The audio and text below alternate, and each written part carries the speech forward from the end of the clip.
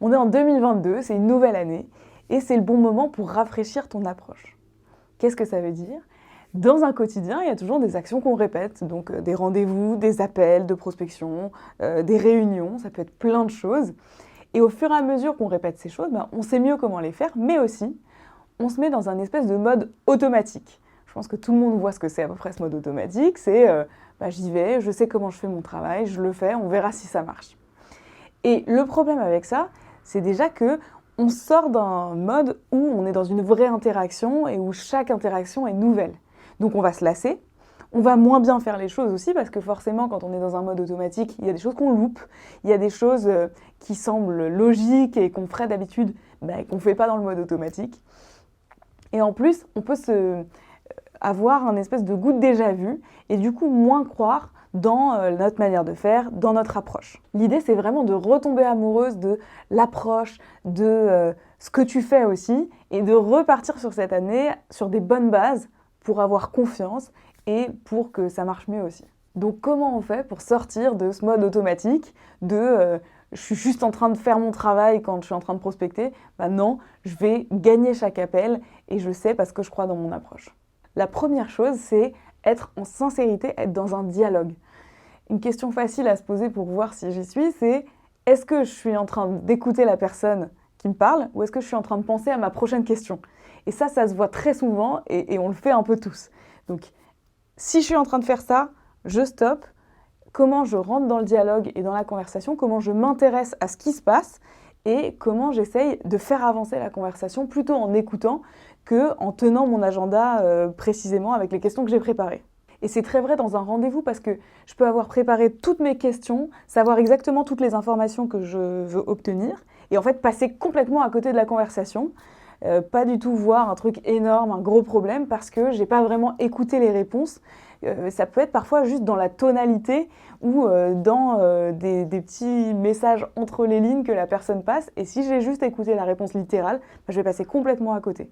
Donc, essayez d'être bien en écoute, en sincérité, dans n'importe quelle interaction, peu importe si c'est très important ou pas très important pour toi, s'il y a un gros enjeu, un petit enjeu, s'entraîner à vraiment être dans le présent, être avec la personne qui est en face de toi.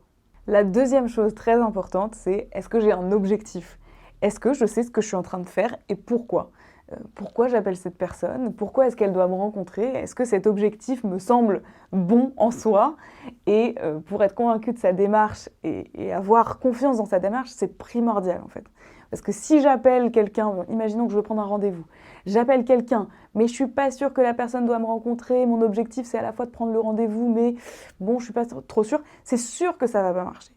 Si je vais dans l'appel en ayant l'objectif de prendre le rendez-vous, en étant sûre que ma démarche est la bonne, en étant à l'aise avec, tout de suite j'ai plus de chances que ça marche. Ça aussi, ça permet de sortir du syndrome du bon élève, de la bonne élève.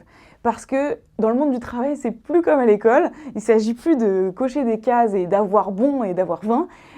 Ça suffit plus en fait. Donc si j'ai pas un objectif précis et que je sais ce que je veux, j'aurai beau mener la meilleure conversation, tout carré, tout beau, ça marchera pas parce que je vais pas gagner. Et la troisième chose, c'est un peu de créativité pour bouger un peu les lignes, essayer de t'inspirer et expérimenter pour pouvoir sortir de ce que tu fais d'habitude. Et c'est ça là le plus important dans ce dont on parle, c'est sortir de ce que tu fais d'habitude et casser un peu tes croyances qui te limitent d'habitude en expérimentant des choses. Donc on peut donner des exemples, c'est comment j'appellerais si j'étais numéro 1 sur le marché par exemple. Comment je ferais ce rendez-vous ou cette réunion si je savais qu'à la fin j'allais gagner. Ou si je savais que j'allais pas gagner maintenant, mais que j'allais gagner dans 4 ou 10 rendez-vous.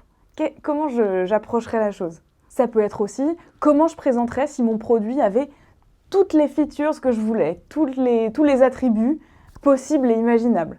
Ça peut être comment je pitcherais si j'étais pas moi, c'est-à-dire si c'était le business de quelqu'un d'autre. En résumé, première chose, sincérité. Est-ce que je suis dans la conversation ? Est-ce que je suis dans l'échange et pas en train de penser à ma prochaine question ? Deuxièmement, est-ce que j'ai un objectif ? Est-ce que je sais pourquoi je fais ce que je fais ? Et est-ce que je suis à l'aise avec ? Et troisièmement, est-ce que j'ai expérimenté des choses et est-ce que j'ai été assez créative pour sortir un peu de mon carcan habituel et casser ce mode automatique et ce mode bon élève. Donc challenge, essaye une de ces propositions-là sur la créativité. Dis-nous comment tu pitcherais si tu étais quelqu'un d'autre, comment t'appellerais si tu étais numéro 1 sur ton marché. Et puis, on se voit bientôt. Ciao!